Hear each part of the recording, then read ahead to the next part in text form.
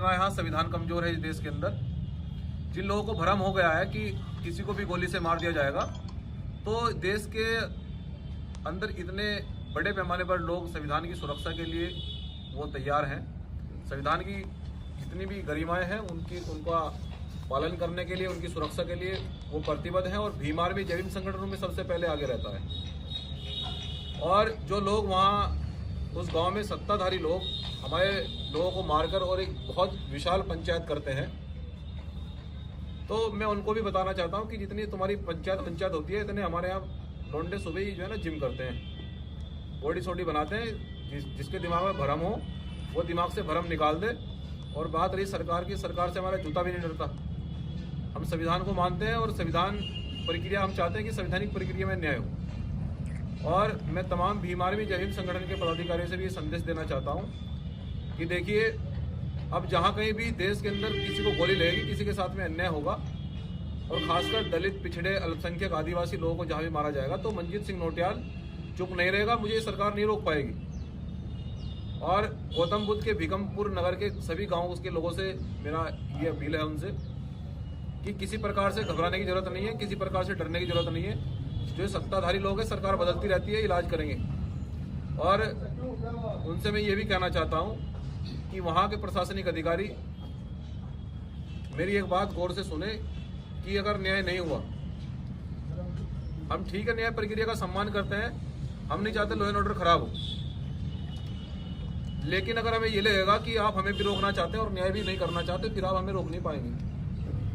तो इसलिए गौतम बुद्ध नगर के तमाम पदाधिकारियों से, जिले के प्रशासनिक अधिकारियों से भी हमारा ये आग्रह है, अपील है कि वो इस न्याय प्रक्रिया को बहुत तेज करें। और परिवार को अगर न्याय नहीं मिला तो अब की बार माहौल देखने वाला होगा बुद्ध नगर में, मैं ये कहना चाहता हूँ। इसलिए और जितने भी, क्योंकि आज बड़ी तैयारी है, सभी जिले के लोग, हमारे भीम आर्मी जय भीम संगठन के पदाधिकारी, हमारे माननीय जिलाध्यक्ष मुजफ्फरनगर, मेरठ के जिलाध्यक्ष, गौतम बुद्ध नगर, हापुड़, बुलंदशहर, आगरा, अलीगढ़, एटा, बागपत, शामली, सहारनपुर, ये सभी तमाम जिलाध्यक्ष घर से निकल गए हैं।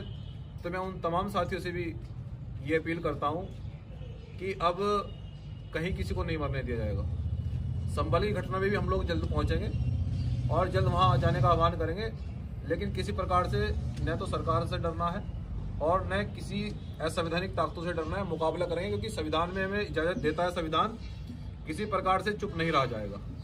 और सरकार जाती रहती है, ये जो सत्ताधारी लोग इधर उधर ही गुंडा बदमाशी कर रहे हैं, जिस दिन हमें पुलिस छूट देती है कि इनका दिमाग हम एक दिन में ठीक कर देंगे, लेकिन हम संविधान को मानते हैं। हम नहीं चाहते कि कोई चीजें देश के अंदर ऐसी क्रिएट हो जो असंवैधानिक चीजें हों।